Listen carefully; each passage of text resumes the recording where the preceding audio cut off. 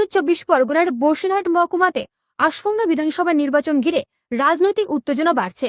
সন্দেশখালী কেন্দ্রে তৃণমূল প্রার্থী ঝর্ণা সর্দার মনোনয়ন জমা দিয়ে দাবি করেছে গত লোকসভায় বিজেপির প্রচারের কারণে দল পিছিয়ে ছিল। তবে এখন পরিস্থিতি বদলেছে। উন্নয়নমূলক কাজের জোরে তৃণমূলের জয় নিশ্চিত বলে তিনি আশাবাদী। উত্তর 24 পরগনার বসিরহাট মহকুমার রাজনৈতিক আবহ ক্রমই উত্তপ্ত হয়ে উঠছে আসন্ন 2026 সালের বিধানসভা নির্বাচনকে কেন্দ্র করে। এরই মাঝে সন্দেশখালী কেন্দ্রে তৃণমূল প্রার্থী ঝর্ণা সর্দার মনোনয়ন জমা দিতে বসিরহাট মহকুমা শাসকের দপ্তরে পৌঁছান, যেখানে দলীয় কর্মী সমর্থকদের উপস্থিতিতে কার্যত নির্বাচনী আবহ তৈরি হয়। মনোনয়ন জমা দেওয়ার সময় তিনি সাংবাদিকদের মুখোমুখি হয়ে দাবি করেন, গত লোকসভা নির্বাচনে সন্দেশখালীতে তৃণমূল কংগ্রেস পিছিয়ে পড়েছিল মূলত ভারতীয় জনতা পার্টির পরিকল্পিত প্রচার ও উস্কানিমূলক রাজনীতির কারণে, যা সাধারণ মানুষের মধ্যে বিভ্রান্তি তৈরি করেছিল। তবে বর্তমানে পরিস্থিতি বদলেছে বলে তিনি জানান। গ্রামের মানুষ এখন বাস্তব পরিস্থিতি বুঝতে পেরেছে এবং উন্নয়নের নিরিখে আবারও তৃণমূলের ওপর আস্থা রাখছে।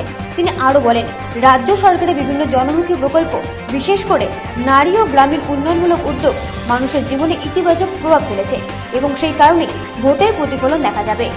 পাশাপাশি বিরোধীদের বিরুদ্ধে তীব্র আক্রমণ সানিয়ে তিনি অভিযোগ করেন, নির্বাচনের আগে অশান্তি সৃষ্টি করে রাজনৈতিক ফায়দা তোলার চেষ্টা চলছে, যদিও প্রশাসন কড়া নজর রাখছে। সব মিলিয়ে ঝর্ণা সর্দার আত্মবিশ্বাসের সঙ্গে জানিয়েছেন যে এবার সন্দেশখালীতে তৃণমূলের জয় নিশ্চিত এবং তিনি নিজে 100% জয়ের ব্যাপারে আশাবাদী, যা এই কেন্দ্রের রাজনৈতিক লড়াইকে আরো তীব্র ও তাৎপর্যপূর্ণ করে তুলেছে।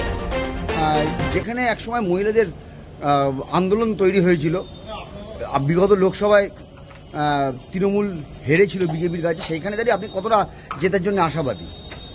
দেখুন, তখন ছিল 2024, তখনকার সময় আলাদা, এখনকার সময় আলাদা। তখন জানেন সাম্প্রদায়িক বিজেপি দল মায়েদের টাকা দিয়ে মিথ্যে প্রলোভন দেখিয়ে তাদেরকে দিয়ে সন্দেশখালীতে একটা আন্দোলন সৃষ্টি করতে চেয়েছিল, সেটা দেখিয়ে তারা রাজনীতির ময়দানে নেমেছিল।